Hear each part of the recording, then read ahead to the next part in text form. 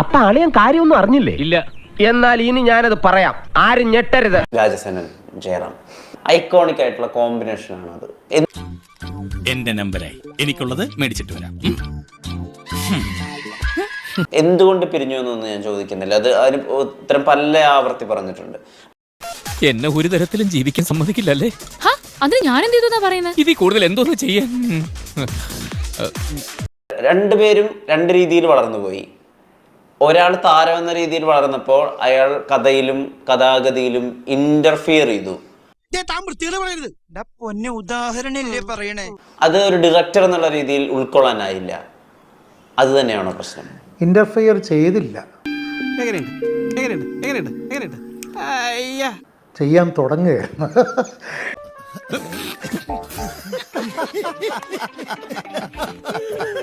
ചെയ്യാനുള്ള അവസരം കൊടുത്തില്ല. കഥയിൽ ഇടപെട്ടത് കൊണ്ട് എന്തിനൊരു സുഹൃത്തിനെ വേണ്ടത്? കഥയിൽ ഇടപെട്ടിട്ടില്ല, പുള്ളിക്ക് കഥയിൽ ഇടപെടാൻ അറിയത്തില്ല.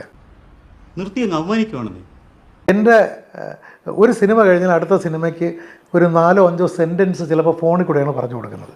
പിന്നെ ജയറാം ആ സ്ക്രിപ്റ്റ് കാണുന്നത് ലൊക്കേഷനിലാണ്. അത് ശരി, അത് ശരിയാണല്ലേ? അല്ല, തെറ്റാണ്. അനഘസിംഹാസനവും കഴിഞ്ഞിട്ട് അടുത്ത് പ്ലാൻ ചെയ്തിരിക്കുന്ന ഒരു സിനിമയുടെ കാര്യം വന്നപ്പോൾ ഞങ്ങൾ തമ്മിൽ ഈ പറഞ്ഞത് ആരംഭിച്ചു. ഇനി പറഞ്ഞിട്ടെന്താ കാര്യം, നമുക്ക് വേറെല്ലാം പറയാം. ഏതോ അദ്ദേഹം കാസ്റ്റിങ് അത് ഫോണിൽ കൂടെയാണ് സംസാരിച്ചത്. അപ്പം ഞാൻ ചോദിച്ചു, നമ്മളിങ്ങനെ അല്ലോ ചെയ്തുകൊണ്ടിരുന്നത്, അല്ല ഇനി അങ്ങനെയൊക്കെ വേണ്ടേന്ന് ചോദിച്ചു. എഴുന്നേൽക്ക്, എന്താ കുട്ടി കാട്ടണേ?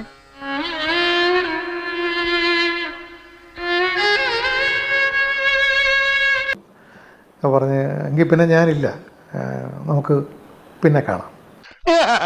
സോറി, അറിഞ്ഞോണ്ടല്ല, മനഃപൂർവ്വല്ലേ. പിന്നെ എപ്പോഴെങ്കിലും കാണാം, നമ്മൾ ഇനി ഒരുമിച്ചുണ്ടല്ലോ. അത് വഴക്കായിട്ടല്ല, ഇതുപോലെ സ്നേഹത്തിൽ പറഞ്ഞു, ഇത്രയേ ഉള്ളൂ. ഇതിനാണ് അവനവൻ പാരാന്ന് പറയുന്നത്.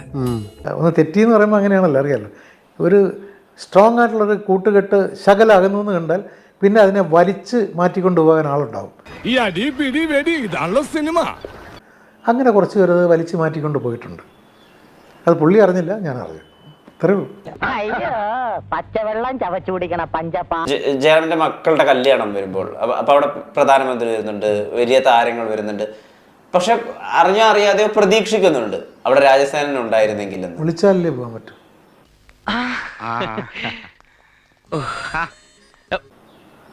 എൻ്റെ മകളുടെ കല്യാണത്തിന് വരാത്ത ആളിനെ ഞാൻ മുന്നേ വിളിക്കുമോ? എന്താ സഞ്ജീവ ഇതൊക്കെ? ഇത് ഞങ്ങളുടെ കുടുംബത്തിൽ തലമുറകളായിട്ടുള്ള ശീലമാണ് സാർ. ഒരുപാട് കാര്യങ്ങളുണ്ട്, നമുക്ക് അതിലേക്ക് കിടക്കണ്ട.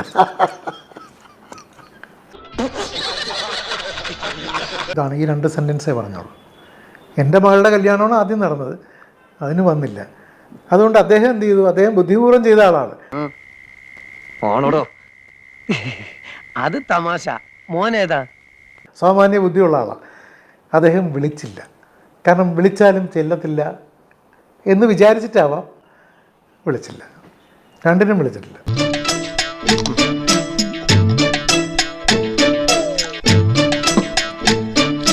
ഇനി അദ്ദേഹമോ അദ്ദേഹത്തിന്റെ സൈഡിൽ നിന്നൊരു ഇനീഷ്യേറ്റീവ് എടുത്താൽ ആ സുവർണ കൂട്ടുകെട്ട് ഒരുമിക്കുക അതിനുള്ള സാധ്യത എനിക്കറിയില്ല, എൻ്റെ ഭാഗത്തുനിന്നും ഉണ്ടാവില്ല.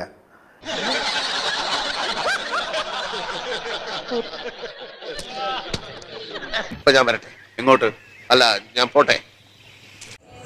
സബ്സ്ക്രൈബ് ചെയ്തിട്ടുണ്ട് പൊന്നു മോനെ.